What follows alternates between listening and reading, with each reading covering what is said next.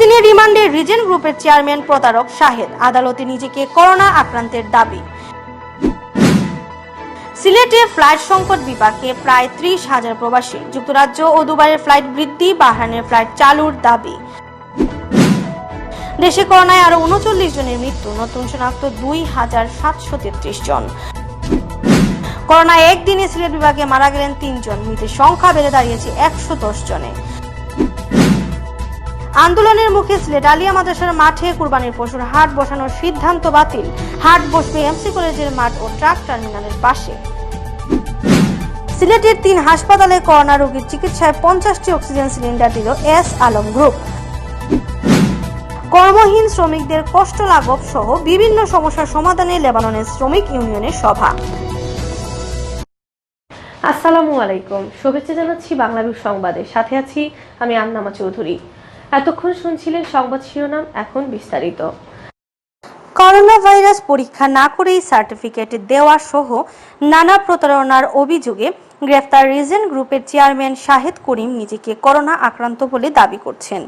বৃহস্পতিবার সকালে আদালতের রিমান্ড শুনানিকালে এ দাবি করেন শাহেদ। আদালত শাহেদের 10 দিনের রিমান্ড মঞ্জুর করেছেন। রিমান্ড শুনানির সময় কাঠগড়া থেকে তিনি বিচারকের উদ্দেশ্যে বলেন, আমি কি একটা কথা বলতে পারি? এ সময় তিনি কান্নাকাটি শুরু করেন। এরপর বিচারকের উদ্দেশ্যে বলেন, আমি 1.5 মাস ধরে করোনায় আক্রান্ত, আমার বাবা করোনায় মারা গেছেন।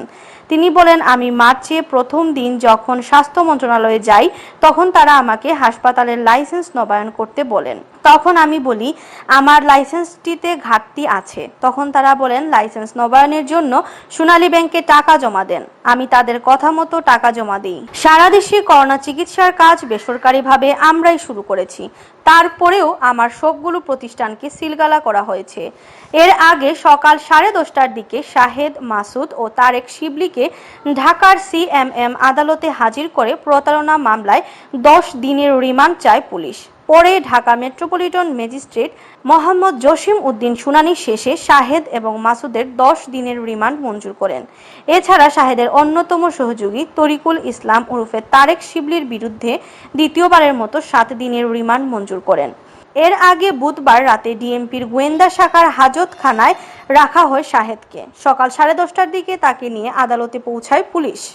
বুধবার 5:30টার দিকে সাতক্ষীরা দেবহাটা সীমান্ত পাড়ি দেওয়ার সময় অবৈধ অস্ত্রসহ তাকে গ্রেফতার করে র্যাব। তার বিরুদ্ধে দেবহাটা থানায় অস্ত্র আইনে মামলা দায়ের করা হয়েছে। করোনা ভাইরাস পরীক্ষা না করেই সার্টিফিকেট দেওয়া সহ নানা প্রতারণার অভিযোগে রিজেন্ট গ্রুপের চেয়ারম্যান শাহেদ করিমকে প্রধান আসামি করে 17 জনের বিরুদ্ধে গত 7 জুলাই উত্তরা পশ্চিম থানায় মামলা করে র্যাব। সেই মামলায় তাকে গ্রেফতার করা হয়। এই মামলায় গ্রেফতার হয়ে কারাগারে আছেন মোট 8 জন। সিলেটে ফ্লাইট সংকটে বিপাকে পড়েছেন প্রায় 30,000 প্রবাসী। ফ্লাইট স্বল্পতার কারণে সময় মতো ফিরে যেতে পারছেন না যুক্তরাজ্য ও দুবাই প্রবাসীরা। আর ফ্লাইট বন্ধ থাকায় বাহরাইন প্রবাসীরা রয়েছে ভিসার মেয়াদ নিয়ে শঙ্কায়। এই অবস্থায় ঢাকা লন্ডন ও ঢাকা দুবাই ঢাকা আবুধাবি রুটে বিমান বাংলাদেশ এয়ারলাইন্সের ফ্লাইট বৃদ্ধি এবং ঢাকা বাহরাইন রুটে বিমানের ফ্লাইট চালুর দাবি জানাচ্ছেন আটকা পড়া প্রবাসীরা। Association of Travel Agents of Bangladesh ATAB সূত্র জানায়, করোনার কারণে ফ্লাইট সংকট এখনও সিলেটে আটকা পড়ে আছেন যুক্তরাজ্য, দুবাই ও বাহরাইনের প্রায় 30,000 প্রবাসী। এর বাইরে ইউরোপ, আমেরিকা ও মধ্যপ্রাচ্যের আরও অন্তত 1,00,000 প্রবাসী এখন বিদেশে ফিরে যাওয়ার অপেক্ষায় আছেন। বিমান সূত্র জানায়, করোনা পরিস্থিতির আগে বাংলাদেশ থেকে যুক্তরাজ্যে প্রতি সপ্তাহে 4টি ফ্লাইট আসা যাওয়া করত। বর্তমানে সপ্তাহে ঢাকা লন্ডন রুটে মাত্র 1টি ফ্লাইট পরিচালনা করছে বিমান। যুক্তরাজ্য কর্মক্ষেত্র ও শিক্ষা প্রতিষ্ঠান খুলে যাওয়ায় আটকা পড়া প্রবাসীদের ফিরে যেতে চাইলেও ফ্লাইট সংকটের কারণে তারা সময় মতো ফিরতে পারছেন না। রিটার্ন টিকিট কনফার্ম করতে গেলে তাদেরকে শিডিউল দেওয়া হচ্ছে নভেম্বরে। এতে চাকরিচ্যুতি ও বাচ্চাদের পড়ালেখার ক্ষতির আশঙ্কায় অনেকে নতুন টিকিট কেটে আগে যেতে চাইলেও ফ্লাইট সংকটের কারণে যেতে পারছেন না। এতে দুশ্চিন্তা ঘিরে ধরেছে যুক্তরাজ্য প্রবাসীদের মাঝে। আটাবের আবেদনের প্রেক্ষিতে গত 13 জুলাই একটি বিশেষ ফ্লাইটের ব্যবস্থা করে বিমান। প্রায় 3 গুণ ভাড়া দিয়ে এই বিশেষ ফ্লাইটে ফিরে যান প্রায় 150 যাত্রী। কিন্তু ওই ফ্লাইটের সিট বুকিং নিয়ে আটাব নেতৃবৃন্দ ও বিমান কর্তৃপক্ষের মধ্যে সম্পর্কে টানাপোড়েন শুরু হওয়ায় বিশেষ আর কোনো ফ্লাইট দেয়নি বিমান। এদিকে করোনা পরিস্থিতির আগে প্রায় প্রতিদিন ঢাকা দুবাই ও ঢাকা আবুধাবি রুটে বিমানের ফ্লাইট ছিল। বর্তমানে এ দুটি রুটে সপ্তাহে 2টি করে ফ্লাইট পরিচালনা করছে বিমান। ফলে সংযুক্ত আরব আমিরাত থেকে আসা প্রবাসীরাও পড়ছেন ফ্লাইট সংকটে। অনেকের ভিসার মেয়াদ শেষ হয়ে আসলেও সময় মতো ফিরতে পারছেন না। এর চেয়েও বড় বিপাকে পড়েছেন বাহরাইন প্রবাসীরা। বাহরাইনের সাথে বিমানের ফ্লাইট না থাকায় প্রবাসীরা গালফ ও বাহরাইন এয়ারলাইন্সের যাতায়াত করতেন, কিন্তু এ দুটি এয়ারলাইন্সের ফ্লাইট বন্ধ থাকায় আটকা পড়া প্রবাসীরা ফিরতে পারছেন না। এই সংকট নিরসনে ঢাকা বাহরাইন বিমানের ফ্লাইট চালুর দাবি জানাচ্ছেন আটাব নেতারা। ফ্লাইট বন্ধের কারণে আটকা পড়লেও এখনও বাহরাইন সরকার ভিসার মেয়াদ বাড়ানোর ব্যাপারে কোনো ঘোষণা না দেওয়ায় শঙ্কিত প্রবাসীরা। এদিকে সৌদি আরব, কুয়েত ও কাতার এখনও তাদের দেশে শ্রমিক ফেরত যাওয়ার অনুমতি না দেওয়ায় ফিরতে পারছেন না প্রবাসীরা। আটাব সিলেটের সভাপতি মোতাহার হোসেন বাবুল জানান, যুক্তরাজ্যে, দুবাই ও বাহরাইন সহ বিভিন্ন দেশে আটকা পড়া প্রবাসীদের ফিরে যেতে প্রতিদিন বিভিন্ন ট্রাভেলস এজেন্সির সাথে যোগাযোগ করছেন, কিন্তু ফ্লাইট সংকটের কারণে তারা সময় মতো ফিরে যেতে পারছেন না। প্রবাসীদের স্বার্থের কথা চিন্তা করে আমরা বিমানের কাছে ফ্লাইট বৃদ্ধির দাবি জানাচ্ছি। বিমান বাংলাদেশ এয়ারলাইন্সের সিলেট অফিসের ব্যবস্থাপক শাহ নেওয়াজ মজুমদার জানান, যুক্তরাজ্যের যেসব যাত্রী রিটার্ন টিকিট কনফার্ম করেছেন, ফ্লাইট সংকটের কারণে তাদের অক্টোবর-নভেম্বরের শিডিউল দিতে হচ্ছে, তবে আপাতত ফ্লাইট বাড়ানোর নির্দেশনা নেই। গত 24 ঘন্টায় আরো 39 জনের প্রাণ কেড়ে নিয়েছে করোনা ভাইরাস। এ নিয়ে ভাইরাসটিতে মৃতের সংখ্যা দাঁড়ালো 2496 জনে। একই সময়ে আক্রান্ত হিসাবে শনাক্ত হয়েছেন আরো 2733 জন। বৃহস্পতিবার দুপুরে স্বাস্থ্য অধিদপ্তরের করোনা ভাইরাস বিষয়ক নিয়মিত হেলথ বুলেটিনে এ তথ্য জানান অধিদপ্তরের অতিরিক্ত মহাপরিচালক অধ্যাপক ডাক্তার নাসিমা সুলতানা। তিনি নতুন যুক্ত একটি সহ মোট 80টি ল্যাবরেটরিতে নমুনা পরীক্ষার তথ্য তুলে ধরে জানান, করোনা ভাইরাস শনাক্তে গত 24 ঘন্টায় আরও 13,548টি নমুনা সংগ্রহ করা হয়। পরীক্ষা করা হয় 12,889টি। এ নিয়ে দেশে মোট নমুনা পরীক্ষা করা হলো 9,93,291টি। নতুন নমুনা পরীক্ষা করায় করোনা শনাক্ত হয়েছে আরও 2,733 জনের মধ্যে। ফলে শনাক্ত করোনা রোগীর সংখ্যা দাঁড়ালো 1,96,323 জনে। 9,323 জন। 24 ঘন্টায় শনাক্তের হার 21.20% এবং এ পর্যন্ত শনাক্তের হার 19.76%। 24 ঘন্টায় সুস্থ হয়েছেন 1,940 জন।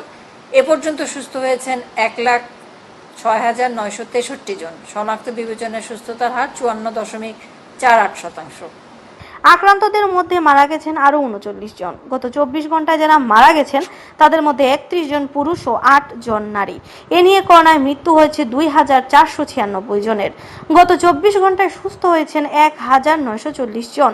এতে মোট সুস্থ রোগীর সংখ্যা দাঁড়ালো 1,06,963 জনে। 24 ঘন্টায় মৃত্যুবরণ করেছেন 39 জন। এ পর্যন্ত মৃত্যুবরণ করেছেন 2,496 জন। শনাক্ত বিবেচনায় মৃত্যুর হার 1.27%।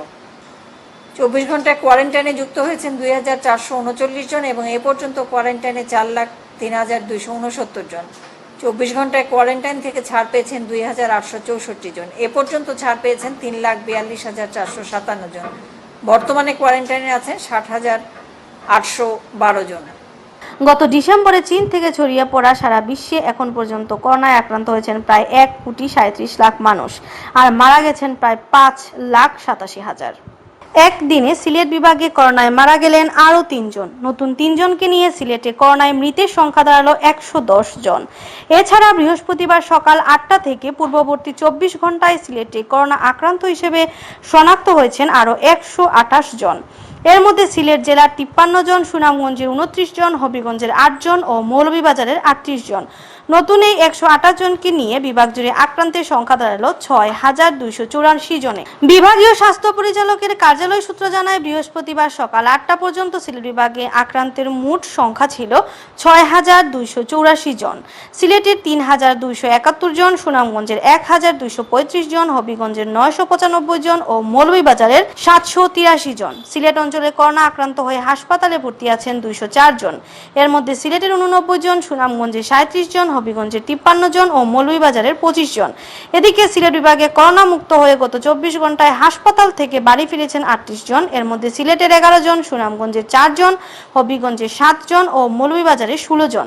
আর এ পর্যন্ত বিভাগে মোট সুস্থ হয়েছেন 2495 জন। সিলেট বিভাগে গত 24 ঘন্টায় করোনায় প্রাণ কেড়ে নিয়েছে আরও 3 জনের। এর মধ্যে সিলেটের 1 জন ও হবিগঞ্জের 2 জন। নতুন এই 3 জনকে নিয়ে সিলেট বিভাগে মোট মৃতের সংখ্যা দাঁড়ালো 110 জনে। এর মধ্যে সিলেট জেলার 83 জন, সুনামগঞ্জের 11 জন, হবিগঞ্জের 8 জন ও মৌলভীবাজারের 8 জন। আন্দোলনের মুখে সিলেট সরকারি আলিয়া মাদ্রাসার মাঠে কুরবানির পশুর হাট বসানোর সিদ্ধান্ত থেকে সরে এসেছে সিলেট সিটি কর্পোরেশন। পবিত্র ঈদুল আজহাকে সামনে রেখে প্রথমে নগরীর 3টি অস্থায়ী পশুর হাট বসানোর সিদ্ধান্ত নিলেও এখন সিটি কর্পোরেশনের পক্ষ থেকে 2টি হাট বসানো হবে বলে জানিয়েছেন সিলেট সিটি কর্পোরেশনের মেয়র আরিফুল হক জানান, জনস্বার্থে আলিয়া মাদ্রাসার মাঠে পশুর হাটের বিকল্প চিন্তা করেছিল সিটি কর্পোরেশন। এর মধ্যে শিক্ষার্থী ও সচেতন মহল থেকে দাবি উঠায় আলিয়া মাদ্রাসার মাঠে কুরবানির পশুর হাট বসানোর সিদ্ধান্ত বাতিল করা হয়েছে। তবে এমসি কলেজের বিশাল মাঠ এবং দক্ষিণ শর্মার ট্রাক টার্মিনাল পার্শ্ববর্তী উন্মুক্ত মাঠে অস্থায়ী পশুর হাট বসবে। আওয়ামী লীগের কেন্দ্রীয় সাংগঠনিক সম্পাদক শফিল আলম চৌধুরী নাদেল বলেছেন, বর্তমানে বিশ্বব্যাপী নভেল করোনা ভাইরাসের প্রাদুর্ভাবের কারণে বাংলাদেশে এক দুর্যোগময় সময় অতিক্রম করছে। করোনা ভাইরাস আক্রান্ত রোগীদের চিকিৎসার প্রধান উপকরণ অক্সিজেনের সমস্যা প্রকট হয়ে দেখা দেয়। অক্সিজেনের সরবরাহ ও চিকিৎসা সেবা নিশ্চিত করতে মানুষকে স্বস্তি দিতে হবে। এস আলম গ্রুপ সিলেটের করোনা চিকিৎসার 3টি হাসপাতালে 50টি অক্সিজেন সিলিন্ডার দিয়ে মানবিকতার পরিচয় দিয়েছে। এস আলম গ্রুপের অর্থায়নে Sylhet metropolitan chamber of commerce and ইন্ডাস্ট্রির মাধ্যমে আনুষঙ্গিক যন্ত্রপাতি সহ 50টি অক্সিজেন সিলিন্ডার প্রধান অনুষ্ঠানে প্রধান অতিথির বক্তব্যে তিনি কথা বলেন। বৃহস্পতিবার মেট্রোপলিটন চেম্বার হলরুমে সিলিন্ডারগুলো গ্রহণ করেন উসমানী মেডিকেল কলেজ হাসপাতালের সহকারী পরিচালক ডাক্তার আবুল কালাম আজাদ, শহীদ শামসুদ্দিন আহমদ হাসপাতালের ডাক্তার জন্মেঞ্জয় দত্ত ও সিলেট বক্ষব্যাধি হাসপাতালের ডাক্তার এহসান। সিলেট মেট্রোপলিটন চেম্বারের সহসভাপতি মৌলানা খায়রুল হোসেনের সভাপতিত্বে অনুষ্ঠানে বক্তব্য রাখেন চেম্বারের সাবেক সিনিয়র সহ-সভাপতি আব্দুল জব্বার জলিল, বাংলাদেশ ব্যাংক যুগ্ম পরিচালক জাবেদ আহমদ, মোহাম্মদ আব্দুল বারী, এস আলম গ্রুপের প্রতিনিধি ও ফার্স্ট সিকিউরিটি ব্যাংকের ইভিপি কাজী মুতাহার হোসেন। বর্তমানে লেবানন পরিস্থিতিতে কর্মহীন হয়ে পড়া বাংলাদেশিদের দুঃখ দুর্দশা ও দেশটির রাজনৈতিক অস্থিরতায় ডলারের সংকট, প্রবাসীদের কাজকর্ম ও থাকা খাওয়ার সংকট নিরসনে শ্রমিক ইউনিয়নের করণীয় নিয়ে সভা অনুষ্ঠিত হয়েছে। রোববার লেবানন শ্রমিক ফেডারেশনের ট্রেড ইউনিয়নের অফিসে এই সভা অনুষ্ঠিত হয়। লেবানন থেকে আমাদের প্রতিনিধি মোহাম্মদ জুয়েল রানা জানান, সভায় শ্রমিক ইউনিয়নের নেতারা কর্মহীন প্রবাসীদের বিনা খরচে দেশে ফিরিয়ে নিতে বাংলাদেশের প্রধানমন্ত্রী শেখ হাসিনার প্রতি অনুরোধ জানান। সংগঠনের সভাপতি আব্দুল করিমের সভাপতিত্বে ও ভারপ্রাপ্ত সাধারণ সম্পাদক মোহাম্মদ তানভীর ভুইয়ার সঞ্চালনায় সভায় উপস্থিত ছিলেন লেবাননস্থ বাংলাদেশ শ্রমিক ইউনিয়নের উপদেষ্টা মুজিবুল হক মুজিব, ওয়েস্টার্ন স্পোর্টিং ক্লাবের প্রতিষ্ঠাতা শফিকুল ইসলাম শফিক, প্রবাসী অধিকার পরিষদের সমন্বয়ক হাবিবুর রহমান, সাংবাদিক হেলাল আহমদ, মহিলা নেত্রী সুফিয়া বেগম, মারিয়া বেগম ও মাজেদা বেগম। এতক্ষণ শুনছিলেন বাংলাভিউ সংবাদ। রাত 11টায় প্রচারিত হবে সিলেটের আঞ্চলিক ভাষায় সংবাদ। দেখার আমন্ত্রণ রইল। সাথে থাকার জন্য ধন্যবাদ।